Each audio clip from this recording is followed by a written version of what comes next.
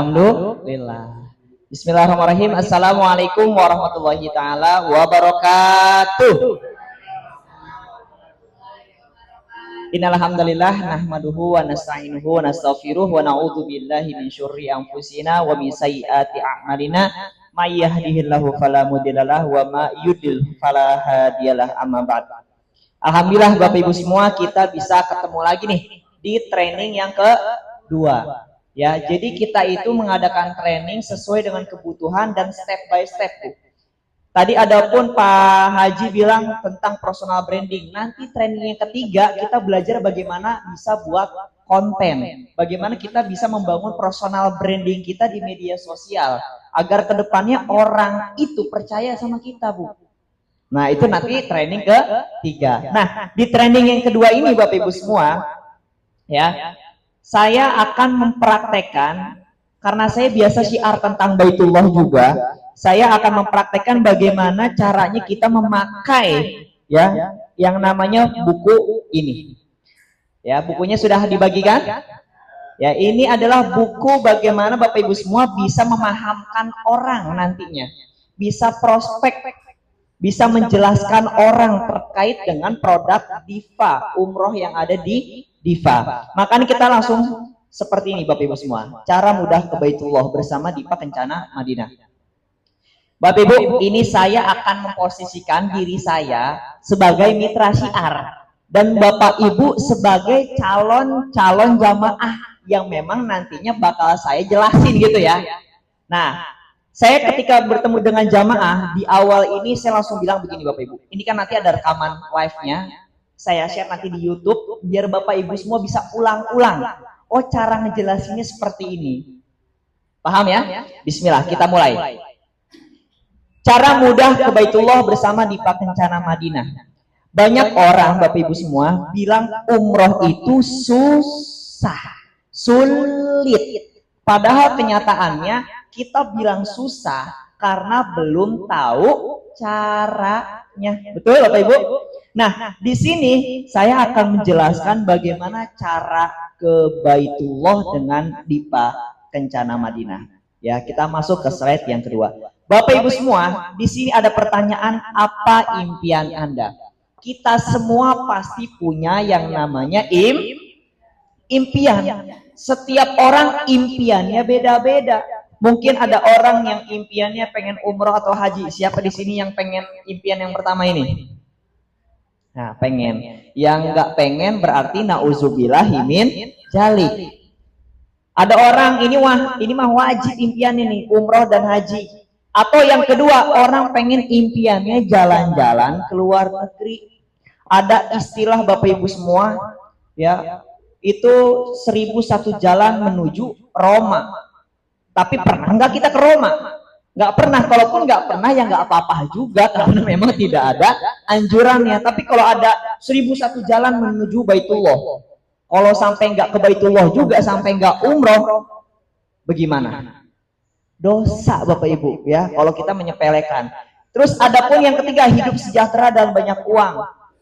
Tuh, ada orang juga yang pengen impiannya ya memang hidup sejahtera banyak uang. Gak ada yang salah dengan impian ini Bapak Ibu semua. Sukses dunia akhirat dan lain sebagainya. Tapi dalam Al-Quran sudah dijelaskan. Dalam Quran surat Asy-Syura ayat 20. Bismillahirrahmanirrahim. Man kana yuridul harsal akhirah nazid lahu fi harsihi wa man kana yuri harsad dunya nu'tihi minha wa ma lahu fil akhirati min nasib. Jadi di sini dalam Al-Qur'an sudah ada penjelasannya bahwa kejarlah akhirat maka dunia akan mengikuti. Kalau kita menjadikan impian umroh dan haji sebagai impian utama, impian yang lain mah ngikut.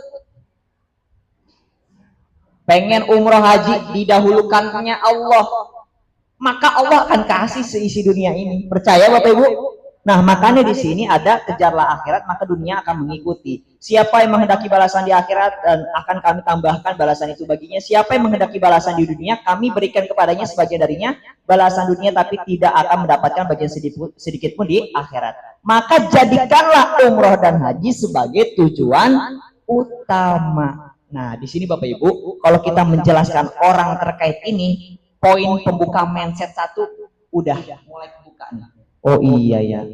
bisnis saya susah, oh cari kerja susah, oh bahkan dikeluarin dari pekerjaan, oh punya masalah keluarga dan lain sebagainya. Ketika udah kita kasih tahu, oh kejarlah akhirat maka dunia akan mengikuti. Itu poin pertama, orang mulai kebuka mindsetnya. Karena banyak yang nggak tahu nih dalil yang ini. Kalau kita kaitkan dengan umroh cocok banget. Itu poin pertama. Yang kedua, Bapak Ibu semua, saya biasanya suka nanya tentang rukun Islam. Coba, Bapak Ibu semua, rukun Islam ada berapa? Yang pertama apa? Yang kedua, yang ketiga, yang keempat, yang kelima. Nah, ketika saya menanyakan tentang rukun Islam ini, syahadat setiap hari, mungkin kita baca syahadat. Yang kedua, sholat setiap hari 5 waktu. Yang ketiga, zakat bulan Ramadan, bayar zakat. Zakat ada 2, ada zakat mal, zakat fitrah. Zakat fitrah kita biasa tiap pengen lebaran. Zakat mal kebanyakan duit. Semoga kita semua bisa zakat mal juga. Amin amin ya rabbal alamin. Yang keempat, puasa bulan Ramadan. Yang kelima, pergi haji. Jika mau kita ganti. Nah, biasanya Bu, Pak, saya ketika syiar nih di majelis taklim, saya biasa syiar sampai Jakarta Selatan, sampai Tangerang tentang Baitullah. Ketika saya tanya di ibu-ibu majelis taklim, yang kelima apa? Pergi haji. Di belakang ada yang nyaut, bila mampu. Langsung saya tanya begini, oh Pak, emangnya nggak mampu? Enggak. Coba kita cek. Punya rumah? Langsung diam. Punya. Mobil? Punya. Motor? Minimal umroh? Ya. Motor kan seharga umroh, punya juga. Jadi kita ini Bapak Ibu semua bilang belum mampu karena memang nggak mau usaha. Kan pergi haji jika mampu diganti jika mau. Pertanyaan saya, sekarang bisa ngeles, bilang nggak mampu. Coba pas ntar di akhirat dicek sama malaikat. Kamu bilang nggak mampu, rumah punya nggak? Punya. Ini punya nggak? Punya. Ini ternyata punya tanah. Wah, masih nggak umroh, masih nggak haji. Artinya apa? Nggak mau. Coba kita cek lagi. Ini kan rukun Islam. Sekarang saya tanya, kalau misalnya rukun sholat atau rukun wudhu, ketinggalan satu, wudhunya sah atau enggak?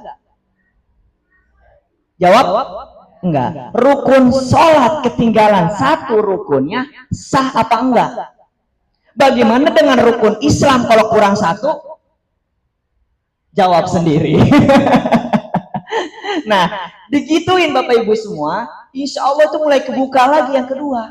Oh iya ya, selama ini saya lalai. Pasti orang ngomong begitu. Oh iya ya, sewajib itu. Saking wajibnya, kalau nggak bisa pergi haji sendiri, badalin. Kalau nggak bisa pergi umroh sendiri, badalin. Karena ada apa? Ada 3 panggilan dalam kehidupan kita. Nih, kita boleh jelasin begini Bapak Ibu. Bisa direkam nanti diulang-ulang. Ada 3 panggilan dalam kehidupan kita. Yang pertama panggilan sholat.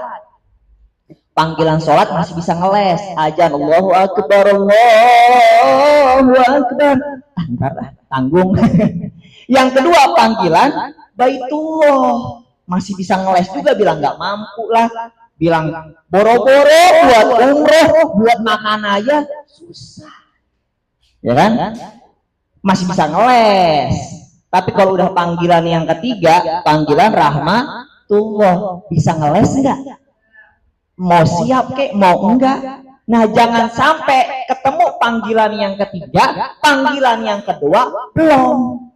Oh, dibuka lagi mindset. Oh iya juga ya, apalagi umur udah tua. Nah itu. Nah ini poin kedua nih, biar jamaah itu yang kita jelasin kebuka lagi mindsetnya. Jadi enggak lagi. Udah yang pertama, oh iya kejar akhirat. Yang kedua, oh iya ya, rukun Islam kalau kurang satu gimana? Cuma 4 dong rukunnya, kan gitu. Nah, yang ke selanjutnya Bapak Ibu semua. Di sini biasanya orang langsung ngerasa, oh iya relate ya, oh sama. Yang pertama, kendala orang belum pergi umroh ataupun haji. Apa Bapak Ibu? Belum ada biayanya, bilang belum ada duit. Bener nggak? Bener. Tapi mendingan belum ada biaya, tapi ada kemauan. Jalannya pasti ada nggak? Pasti. Emang orang-orang yang ada di TV tuh nenek berusia 70 tahun, 80 tahun, kemarin tukang es kelapa daftarin 24 keluarganya buat haji. Emang itu orang banyak duit? Enggak, karena punya kemauan, Allah kasih kemampuan. Gitu. Yang kedua, hatinya belum terpanggil atau belum ada niat. Ada nggak Bapak Ibu yang ketika ditawarin bilang, aduh gue mah belum terpanggil? Banyak ya? Nah, kita kasih taunya begini kalau ada orang yang ngomong begitu. Setiap hari dipanggil kalau mau tahu. Ngelihat postingan umroh itu dipanggil. Ngelihat status WA ada tentang umroh itu dipanggil. Cuman tergantung kita mau nggak memenuhi panggilannya. Sadar nggak? Kayak azan aja.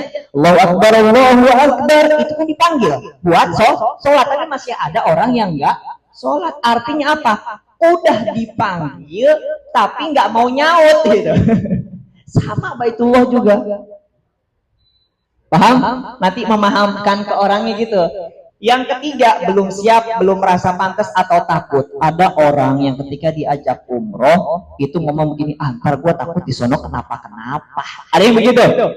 Nah, kita kasih pemahaman lagi, Bu. Allah itu maha pengampun, maha pengasih, maha penyayang.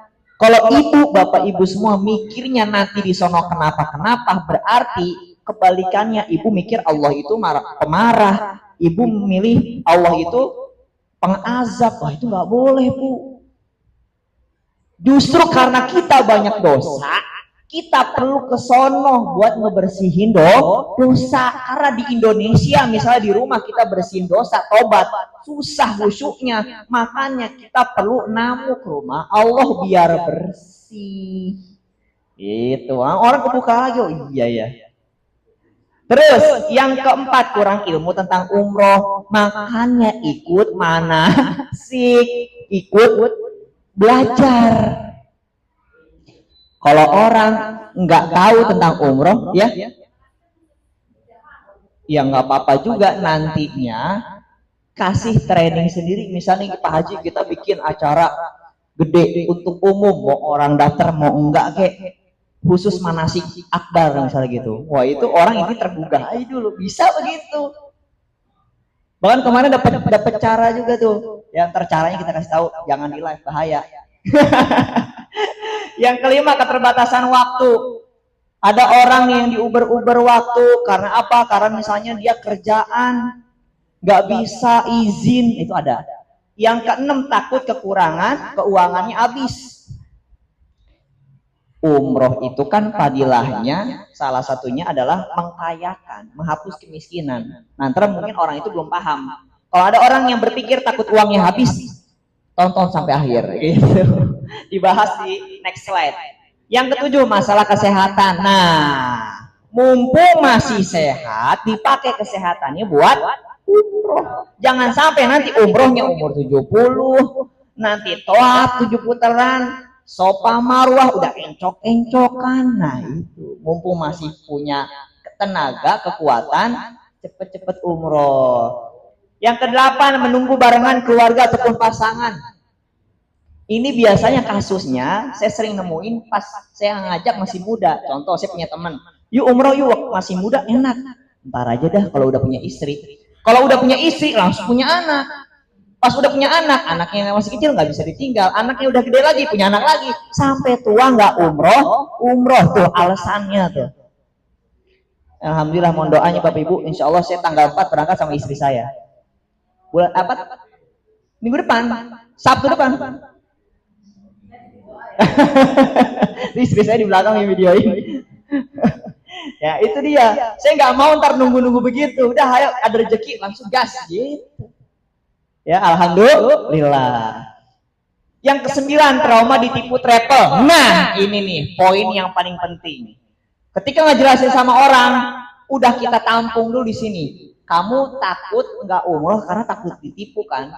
Masuk Diva, kita jelasin nanti di belakangnya nih ada. Nah, kalau kamu takut ketipu, ntar saya kasih rekomendasi travel yang bagus. Saya udah berangkat aman, nyaman, dan melayani sepenuh hati. Tepuk tangan buat Pak Haji dong. Ya, nih, ntar dibahas. Makanya sabar, kan pas ngejelasin orang nih. Nah, ini takut tipu. Nah, itu bener banget ya, sabar, sabar. Kita bahas di belakang bukunya, kan gitu. Ini udah tersusun Bapak Ibu semua. Udah saya pribadi pakai beginian bulan Desember tuh 30 orang yang ikutan buat apa ikutan nabung umroh. Ada datanya di HP saya. Lebih dari 100 orang Bapak Ibu. Makin ini saya yang bikin. Dikolaborasi sama saya Pak Haji di belakang. Makanya kalau Bapak Ibu semua benar-benar bisa menjelasinnya, orang pasti langsung paham dan pengen daftar.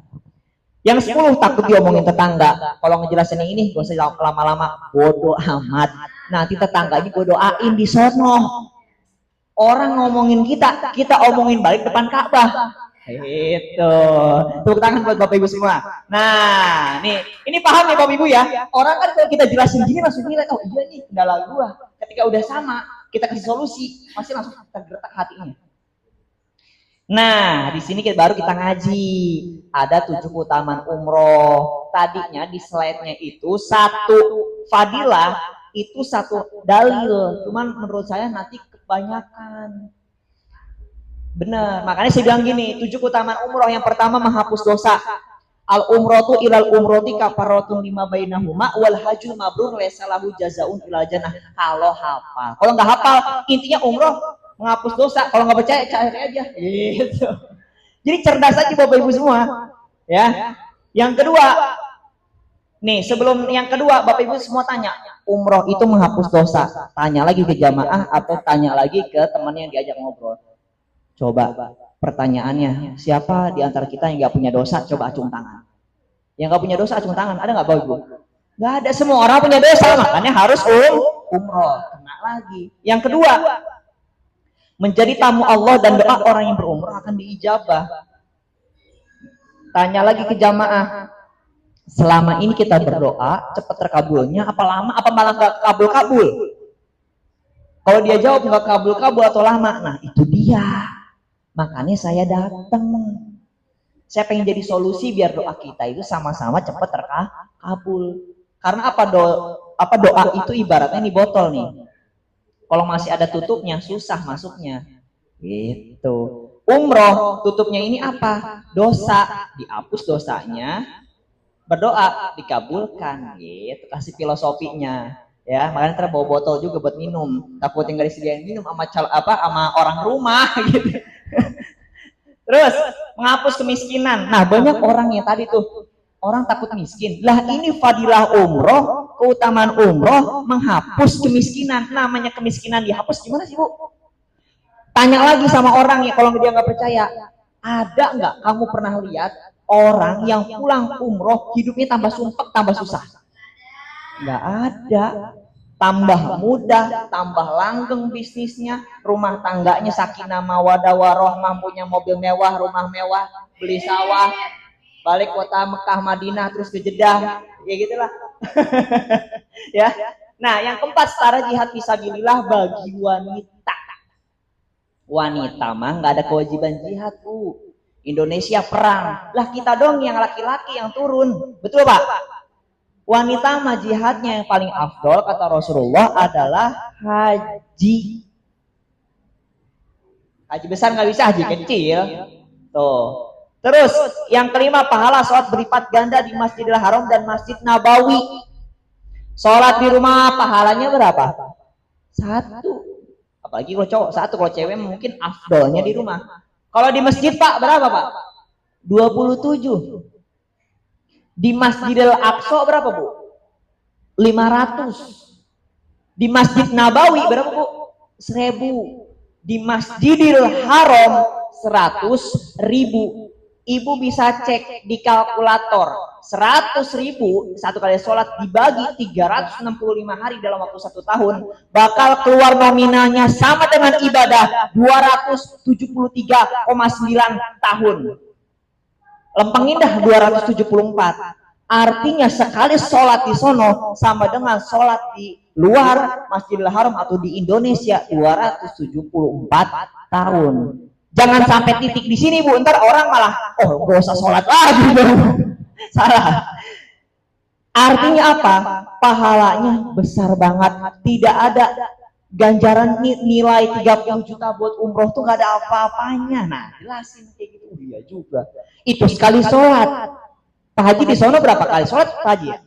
Berapa hari Pak Haji biasanya? Kalau yang 9 hari deh Pak Haji. 4 hari, 4 kali 5. Itu sholat wajibnya doang. 20 kali 100.000. 100.000 berarti 2 juta. Dibagi 365 hari.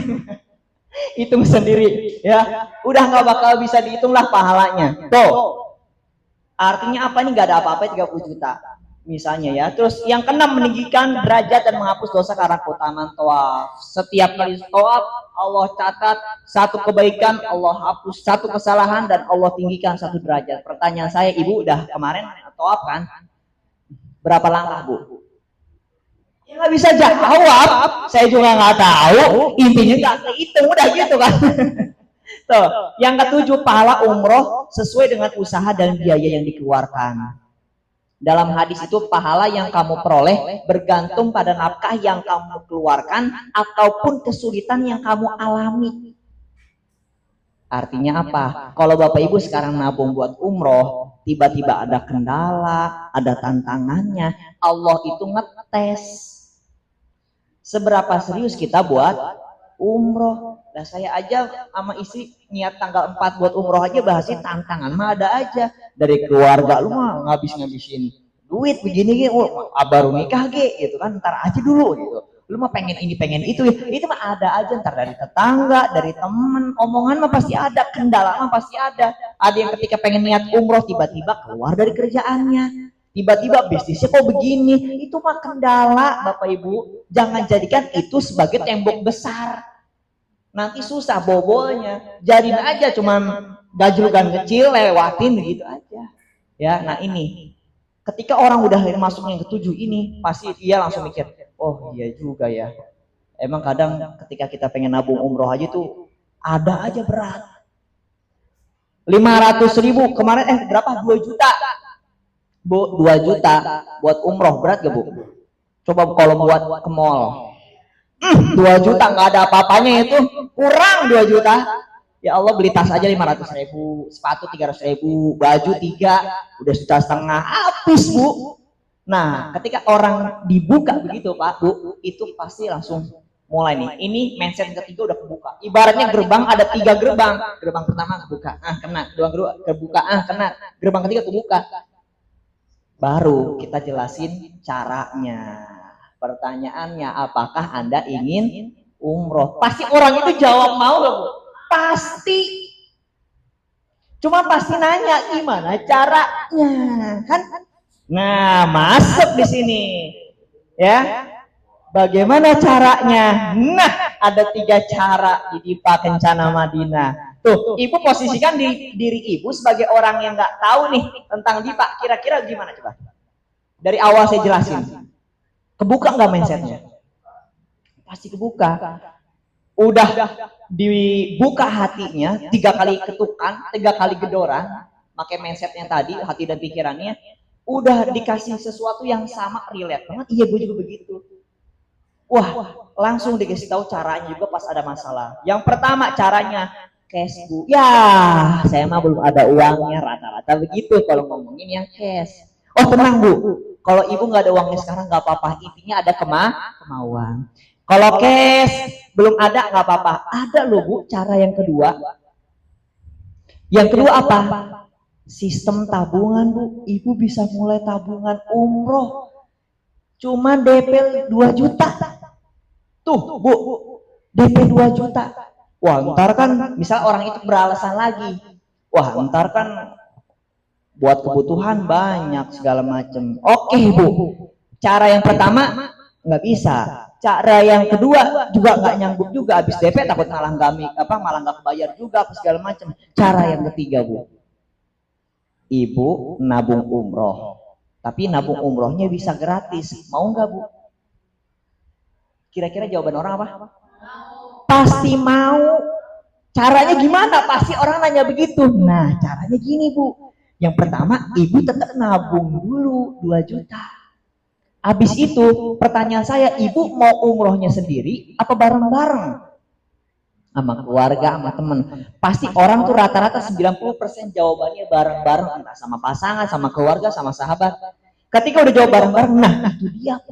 Abis ibu nabung, ibu syiar juga yuk sama saya.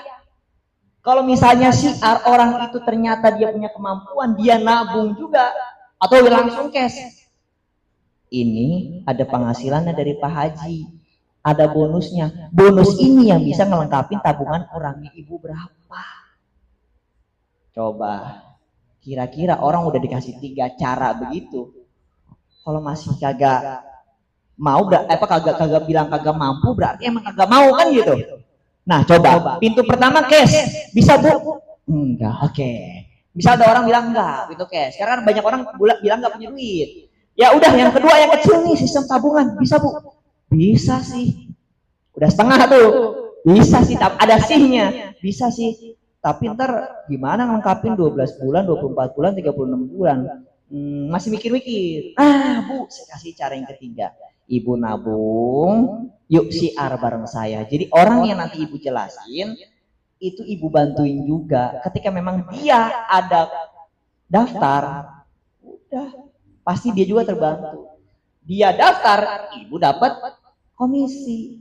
Orang yang dia ajak daftar, dia dapat komisi. Saling menguntungkan.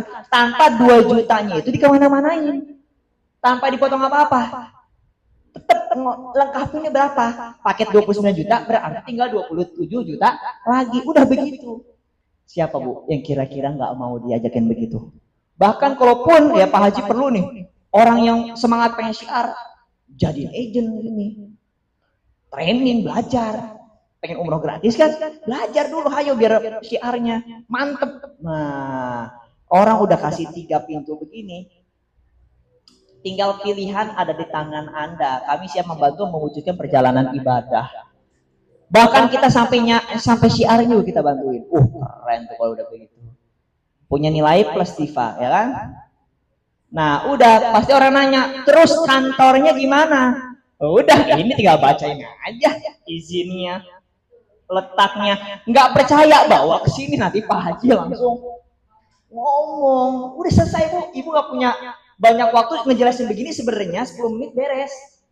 Saya kan ngejelasin gini, ngajarin biar bapak ibu semua itu paham di mana celah-celahnya. Tapi kalau misalnya ngejelasin, bener-bener ngejelasin ke orang 10 menit, tuh ya baru jelasin kantornya, media sosialnya, udah banyak kontennya. Terus apalagi nih tentang Dipa Kencana Madinahnya, profilnya Dipa Haji Dedi, Bumia. Terus nilai-nilai perusahaan, melayani 10 hati dan lain sebagainya. Produk utamanya selain umroh, misalnya, saya sih nggak mau umroh, belum mau gitu. Ini rencana sih pengen jalan-jalan sama keluarga, dapat lagi, nggak dapat umroh, dapat yang ini di Patrans atau yang wisata halal. Ada juga loh di Dipa. Tuh pintunya banyak. Yang pertama 3 pintu. Yang 3 pintu udah kelewat, nggak kelewat. Dia pengennya pintu yang lain, yang ada 4 di belakang 3 pintu lain. Nah, itu kena lagi. Nah, itu bu, cara kita itu syiar. Ya, moga-moga aja habis jalan-jalan dia pengen umroh dapat dua-duanya. Apalagi ada yang pengen, saya mah umroh sih udah. Ada yang begitu. Pengennya haji, haji ada bu. Berapa Pak Haji? 10.000 US dollar. 18 juta itu, 17 jutaan. 2 aja begitu umroh. Nah, itu maksudnya. Cara umrohnya banyak. Kalau kita semakin paham ini, bu, ya Allah, siapa sih orang gak greget, bu? Mau apa? Training, hayo. Mau postingan, hayo. Mau bikin postingan sendiri bulan depan, kita ajarin training lagi. Coba, udah produk utamanya, dokumentasinya, hubungi, udah beres. Tuh, inget ya, abis syiar jangan lupa foto dulu sama orangnya. Jangan sampai ibu udah jelasin si A, nggak mau dijelasin sama yang lain. Jelasin si A juga mau, yang lainnya foto, ibunya nggak foto yang pertama lah, dicatat sama Pak Haji mah yang kedua. Kan sistemnya kemarin begitu. Paham? Abis foto lapor di grup. Alhamdulillah saya sudah syiar di sini. Tanggal sekian, nama ini, Udah jangan masukin nomor teleponnya, ntar dicatat di telepon nama yang lain. Iya di share aja di grup mitra, biar yang lain kebakar semangatnya. Itu caranya. Mau cuman foto, mau cuman follow up, screenshot kasih. Saya aja kemarin ditanyain terus sama Pak Haji. Saya insya Allah kalau jadi bulan September saya bawa antara 8 sampai 18 orang. Ripa nih. Ini masih saya follow up terus dari Bogor, namanya Ibu Enung. Itu kenalan saya baru ketemu sekali pas saya syiar di Bogor, di Puncak. Nyimpen nomor WA-nya, kan kata Pak Haji tadi apa? Intinya nambah kenalan, minimal sehari 1. Saya posting terus tentang umroh. Kemarin saya posting juga tentang umroh. Beliau balas komenan, balas status saya. Saya pengen Pak Ustadz, cuman ini belum cair uangnya. Ternyata nungguin ini Pak Haji yang bunuh 8 orang dari Bogor sekeluarga tuh nungguin uang pensiunan suaminya. Cair katanya di bulan Juli. Iya, makanya saya bilang, Pak Haji ini kalau saya closing 8, kayak terbesar nih saya. Kan begitu. Intinya jalin silaturahmi, follow up. Kalau pengen lihat hasil follow up saya juga ada. Saya follow up setiap 3 hari sekali. Tuh, kita tahu kebutuhannya. Dari mana dia tahu di apa? Bu Nung ini pengen umroh dari saudaranya yang ada di Jakarta Selatan, namanya Bu Haji Endah. Tuh, Bu. Berapa itu yang bulan September Pak Haji? Kalau dapat pi-nya. Ya? Tuh. 8. Yang bulan Agustus juga saya closing 2. Udah lunas belum Pak Haji? Bu Dede sama ininya Pak Haji? Belum ya? Kemarin udah nyetor kurang lebih 30 Pak Haji ya? 30 juta udah nyetor satu orang mah. Tinggal ibunya doang. Tuh. Pokoknya yang Pak Haji bagikan, ini yang di-sharingkan, itu praktekin Bu. Ntar kerasa sendiri, ini dengan magic book, ini saya bilang magic book nih. Saya juga punya magic book, terakhir nih. Udah Bu, selesai ngejelasin begitu doang. Nanti ibu semua bisa praktek. Ini saya punya magic book.